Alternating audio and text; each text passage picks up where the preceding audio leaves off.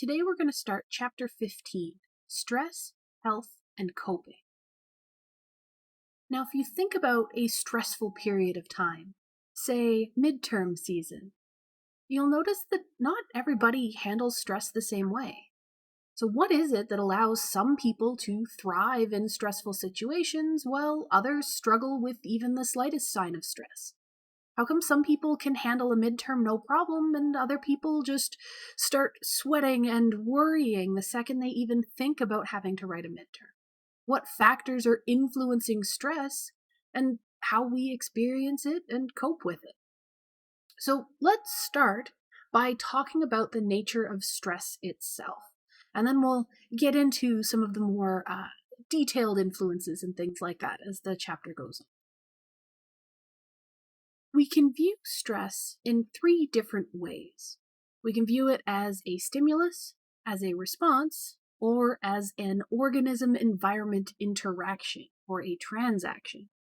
And we'll break those down right now. So for a stimulus, you might talk about an eliciting stimulus, a thing that is causing a lot of stress. So you might say, I have a lot of stress in my life right now.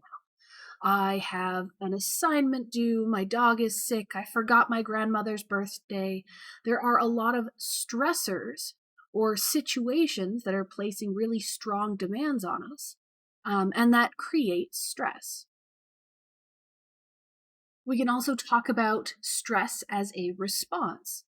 So it could be a response that has cognitive and physiological and behavioral components. So the physical responding that you're doing, or the mental responding, or the behavioral responding where you say, I'm feeling really stressed.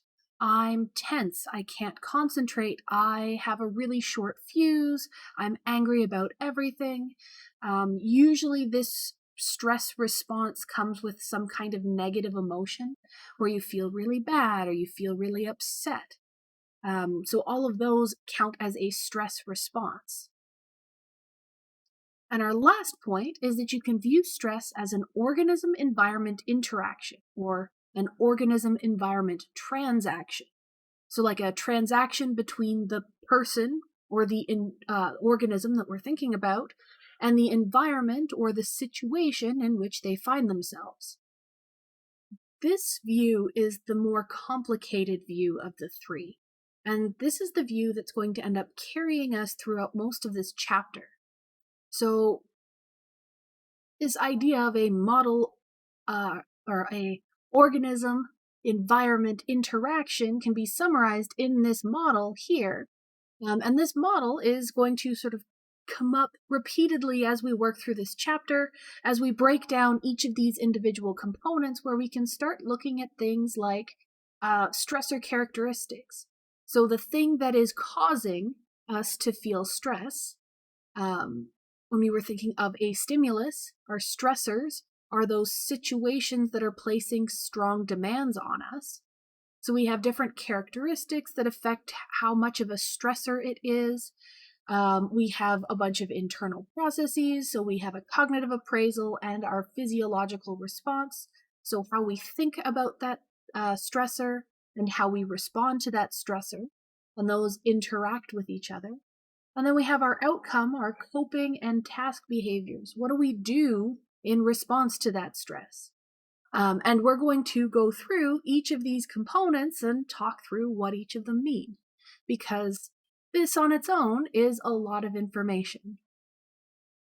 But from this model, we come to the conclusion that stress is going to be a pattern of cognitive appraisals, physiological responses, and behavioral tendencies that occur in response to a perceived imbalance between our situational demands and the resources needed to cope with them. Basically, if our stressors are more than we can handle, we're going to have to balance our cognitive appraisal and physiological responses to somehow have a behavioral tendency that comes out of it. So let's start by talking about stressors, this part of our diagram here. So our stressors are those eliciting stimuli, things that are causing us to feel stress. These can be physical or psychological. So it could be maybe it's too hot in your apartment. Maybe the heat's broken and it's on full blast and you're too hot. That's a physical stressor. But there could also be a psychological stressor. Maybe you're stressed out about a test you have to take or a presentation you have to give. Both of those can cause stress. They're going to be placing demands on you in a way that requires you to adapt somehow. So if it's too hot in your apartment, maybe you're going to have to do something to lower the temperature. Or if you have to go take a test or give a presentation, you're going to have to prepare for that. And greater imbalance between the demands that are placed on us and the resources that we have available to us to handle those demands, the more stressful the situation is to be. So if your apartment is really, really hot and you have the ability to just open the window and cool the apartment down, then your stress shouldn't be that bad because the demand placed on you and the resources you have available to you are fairly equal. But maybe you're in a really weird apartment where the windows don't open. And so the heat is on and you have no way of letting it dissipate. So you have no resources available to cope with the situation. So there's a greater imbalance, so you experience greater stress. And the severity of those stressors can range from something like a microaggressor to something that is severely stressful. So we can talk about micro stressors as daily hassles, are minor annoyances in daily life. Maybe you get stuck in traffic every morning on the way to work. It's not the end of the world, it's just annoying. You can also have things like catastrophic events. These are things that are going to be occurring unexpectedly and affect large numbers of people. So things like a natural disaster or an act of war would fall under this category.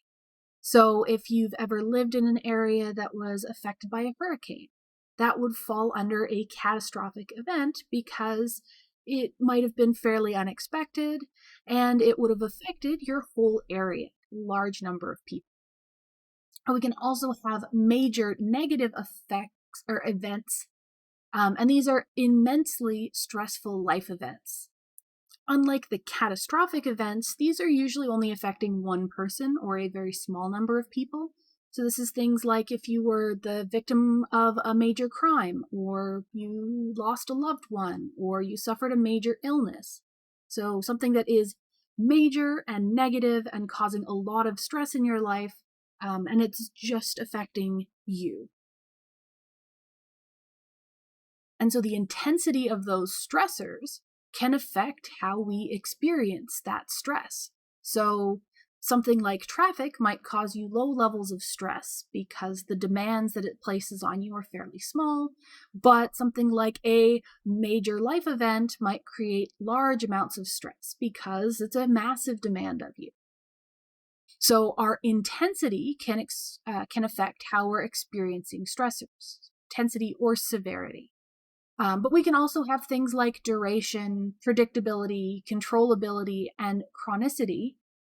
So duration, if you're only stuck in traffic for 2 minutes, then maybe it's not a big deal. But if there's a major accident on the highway and you're stuck there for 4 hours, then all of a sudden something that was fairly minor in intensity, because of that long duration, is now a much larger problem. For predictability, if you know something is coming, it's a little bit less stressful because it's not as surprising. Whereas if something comes out of the blue, then maybe it's going to be a little bit more problematic. With controllability, people like to be in control. If you know that you don't have to give a presentation, you're choosing to give a presentation, you might be a little bit less stressed out about it because you're in control of that situation. And for chronicity, it's just basically saying, is it something that's happening all the time? Are you stuck in traffic every single morning? So it's a chronic problem and maybe you're just used to it by now. Or maybe it's something that never happens and therefore it's more stressful.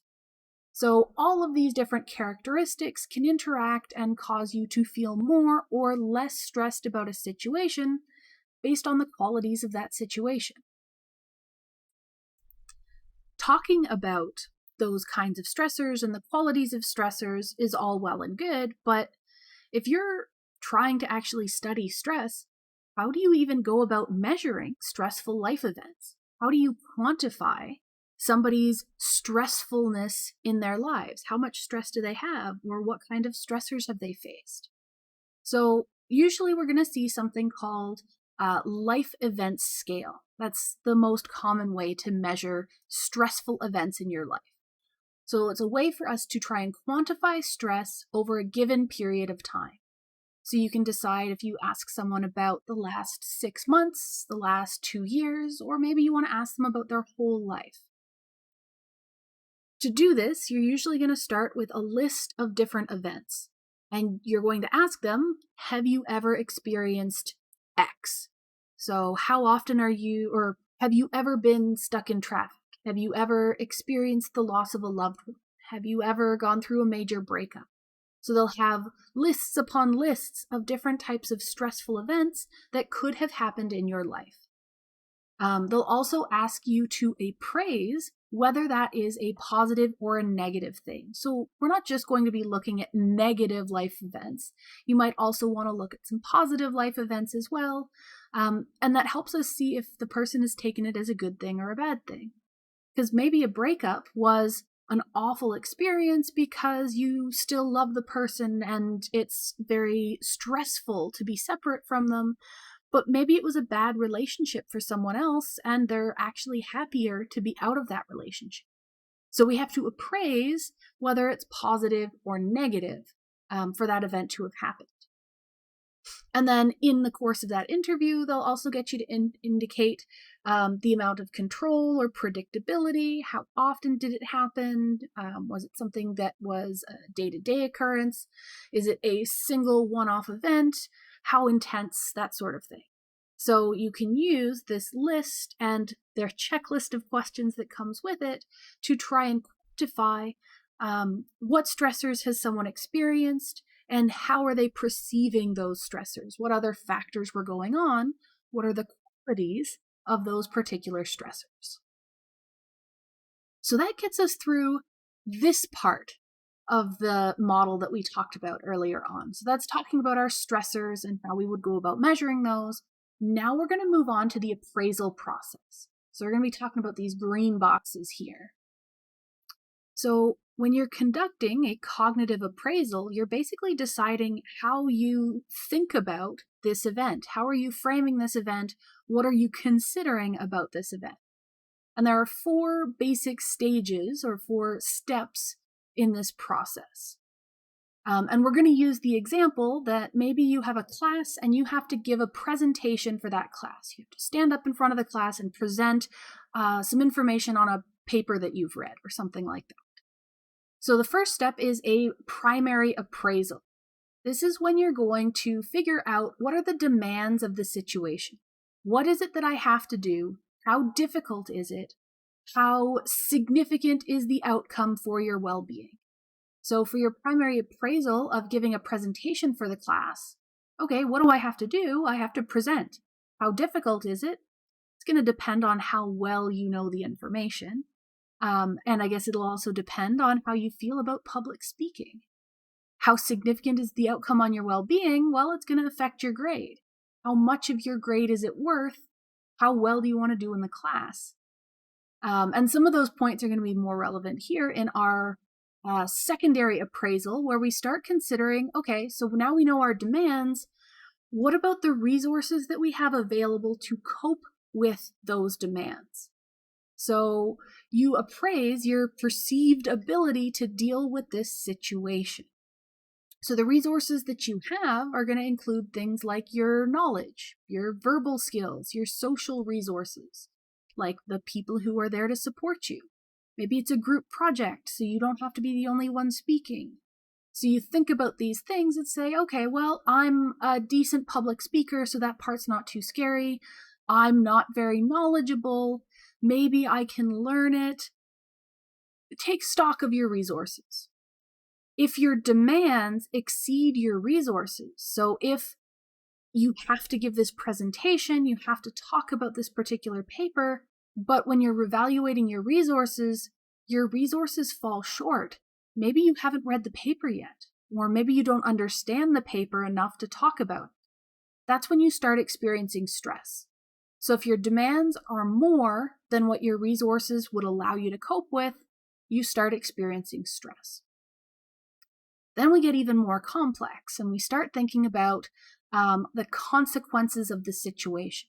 So you can make a judgment or start evaluating these consequences.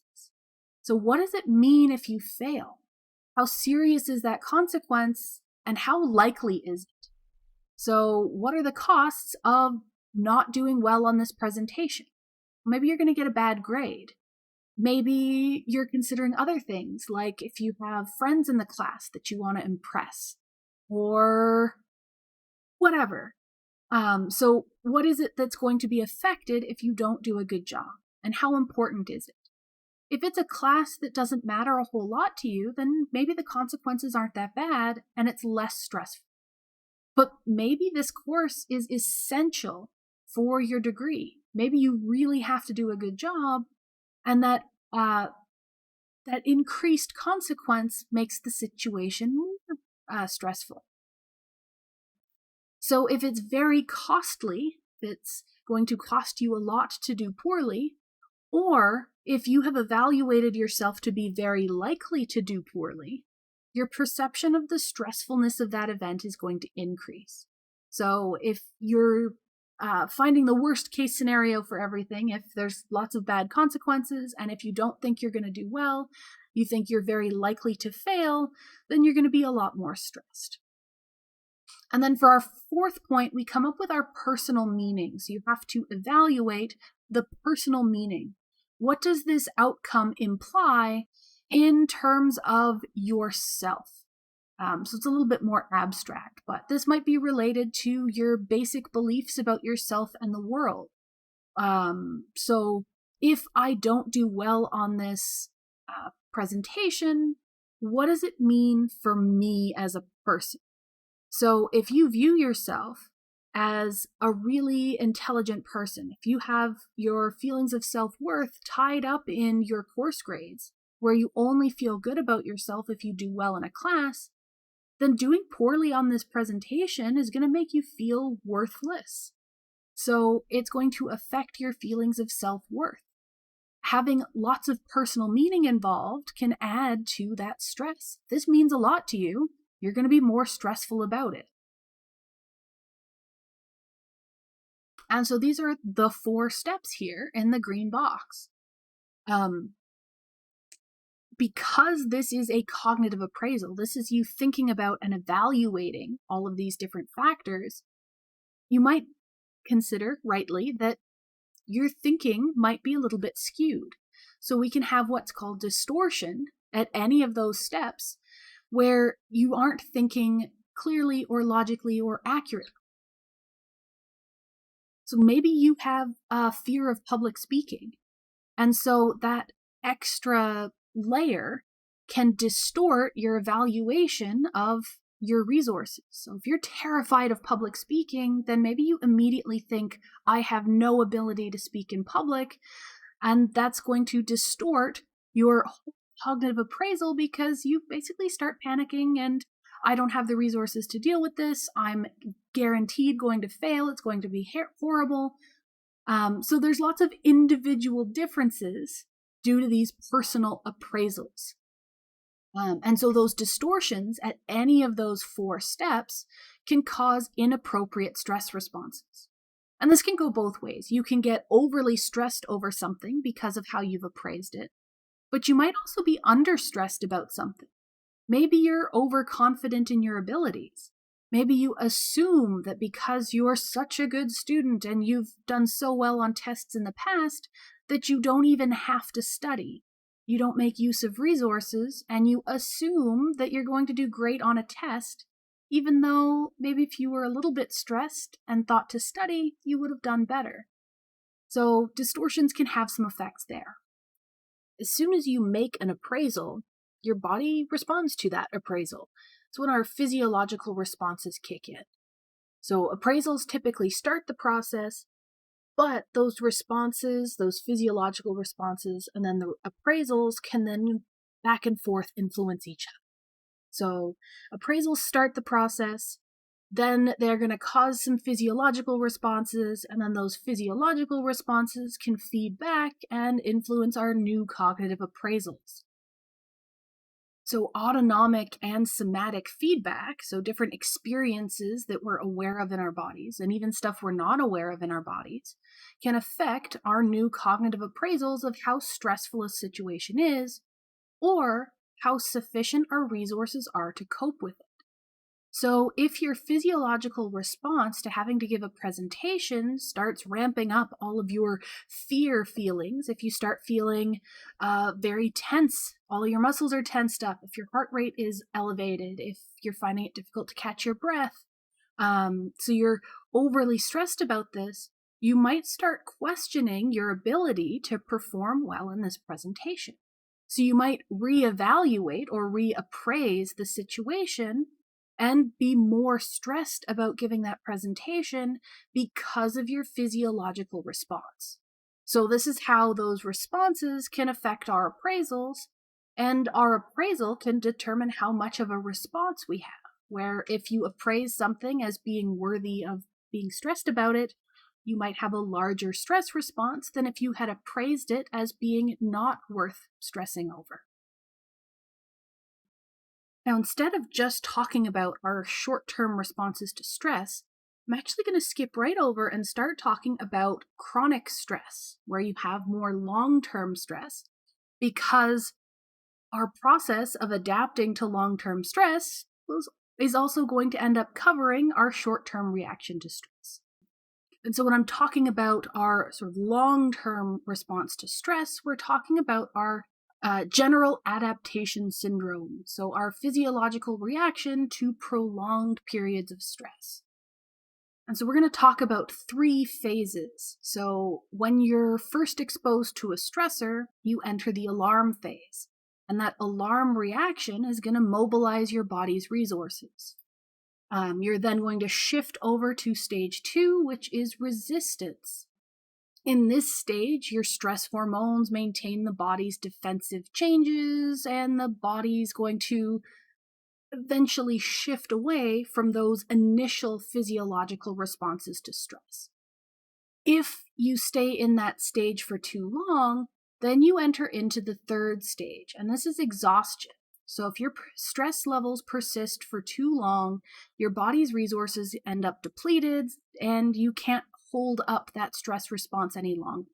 You start being exhausted. So the organism, or you, can no longer cope, and you actually end up losing resources, and you're even more prone, or you're less resistant to stress. You're more prone to being overly stressed and overly affected by things that would cause you stress. So I'm going to go through each of those on its own slide to give us a little bit more detail, but that's the broad overview while we're looking at this little diagram here showing our resistance to stress, where we have our normal baseline in the middle here, where this is our normal ability to cope with stress. And originally, I guess at the beginning, in stage 1, your ability to cope with stress will bottom out until your body's reaction kicks in. So we shift over to our sympathetic system so that it's going to increase our arousal. We're going to get all of those different stress hormones that give us that ability to cope with being stressed. So there's sort of like that initial panic of being in that stressful situation, and then our body kicks in and is like, I've got this. We have then an increased resistance to stress. And that increased resistance holds up through the resistance phase. So our body's giving us all sorts of resources to deal with that stressful situation until it runs out. And then after our resources have run out, we actually end up with a reduced resistance to stress from normal simply because we used up all of our resources to cope with. So that's what's going on in that diagram there. So as promised, for stage 1 in more detail, we are going to talk about that alarm phase. And this is basically fight or flight. Though usually when people talk about your fight or flight response, it's how you handle an immediate situation that is then resolved fairly quickly by either immediately fighting or immediately running away from the situation. So this is the same system. This is still activating your sympathetic nervous system, still causing a release of stress hormones. Just our outcome here isn't that you immediately leave the stressful situation or immediately resolve the situation. This is now just stage one of a longer process. So this is sort of a what if your fight or flight response was prolonged? And when we're talking about that release of stress hormones, there's a whole bunch of hormones being released at this time, but the one that we care the most about is cortisol. And that's because cortisol is going to trigger an increase in blood sugars. So it tells your body to start pumping lots of sugars into your blood. And because your blood is circulating throughout your body, it's basically making those sugars available to any cells in your body that need it. And for our bodies, sugars are energy. So what cortisol is doing is making energy available to all the cells in their body if you need them. So because your blood is full of these sugars, if you had to run away or had to fight, you have the energy available to you immediately for those activities. Cortisol also suppresses our immune system. So if you had any injuries, cortisol would actually reduce any inflammation that you'd experience at those injuries. So if you had a cut, usually you would heal by having sort of some swelling there, extra blood flowing to the area, it would clot and heal. But if you're in that fight or flight situation, you can't really afford the extra resources to repair your body at that moment. So cortisol suppresses that part of the immune system where you're not going to bother with healing right now because it's not your priority. Your body has other things to deal with. Now, of course, this situation, like I've said, is originally that fight or flight situation where your body wants it resolved quickly. You should deal with, well, in the wild, it would be there's a predator attacking, you have to deal with the situation right now, fight or run away. But right now, like stressors are more long term. You can have something that's stressing you out for days. It's not just an instantaneous thing. But this type of full body response can't last indefinitely. While our sympathetic nervous system is working to have us alert and ready to fight or flight at any moment, our parasympathetic system is going to work in the opposite direction. So if you remember back to 104, our sympathetic and parasympathetic nervous systems are going to work in conjunction with one another to maintain homeostasis. So when your sympathetic nervous system revs up all of your physiological responses, the parasympathetic system is trying to calm them back down to normal levels. So our bodies operate best within normal ranges. It's what our homeostasis is. So optimal body temperature, optimal hormone levels, optimal levels of sugar in our blood. So the parasympathetic system's trying to get us back to normal. But if that stressor persists, our sympathetic nervous system response is going to persist as well, despite the parasympathetic system trying to control. And so that conflict actually leads us into our next stage, which is the resistance stage. And this is basically where our body tries to find a way to continue operating, wants to continue normal operations, despite being in that red alert phase, despite being mobilized for a stressful situation, despite the presence of that stressor, we still have to get about our daily lives. So this resistance phase can last for quite a long time, but it's getting us back to where we can operate fairly normally. And as this stage lasts, it's going to be using more and more of our resources. So over time, our ability to produce all of those stress hormones that are being used is going to be depleted. We're using them up more than we are capable of producing them.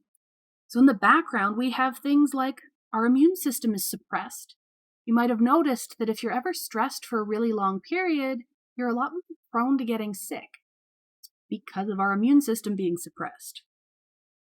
When you're stressed, you might also find that it's difficult to eat. It's because our digestive system's being suppressed. Maybe your heart rate is elevated for a long time, or you find that you're really easily out of breath. Again, because of all of this extra activation. And having all of those things suppressed, having that elevated heart rate, all of that going on is just using up resources in the background, and eventually we can no longer maintain that level of burning through resources. And that leads us into the exhaustion phase. So your resources have depleted. You can no longer maintain that response to the stressor. Once your resilience drops away, once you're no longer able to cope with the stressor, you can enter this phase, and sometimes it can be dangerous. So it might not just be that you're more prone to getting a cold, but you are also more prone to other diseases. So, if you're exposed to the flu or something even worse, your body might not have the resources to fight it off, and it can be fatal if you're exposed to the wrong thing. And because of this drain of resources, if you have underlying problems, things like issues with your cardiovascular health, entering this exhaustion stage can actually cause cardiovascular problems, and it can leave you with immune system problems as well. So because you're out of resources, your body can't keep up with things, and you can end up really sick, you can end up really tired, and if it's really bad, you might end up dying. And so, as you can imagine, everybody's going to have different factors that influence what phase they're in at any given time and how long they can stay at each of those phases. So, someone can stay in the resistance phase for a very, very long time if they have the resources to manage it. If the stressor isn't too extreme, then that allows you to stay in those phases a little bit longer because your stress response is a little bit less. If you have a good social system, that can also reduce your responding to a stressor and allow you to persist in the resistance phase for longer, and so on and so forth. Things like your physical condition can have an influence. There's lots of stuff that can affect which phase you're in and when. And then also how you react once you leave that phase. So once you hit exhaustion, how does your body respond is going to depend on, again, how long you were in the resistance phase, what your condition is, and what the stressor was to begin with. So complicated interaction of items.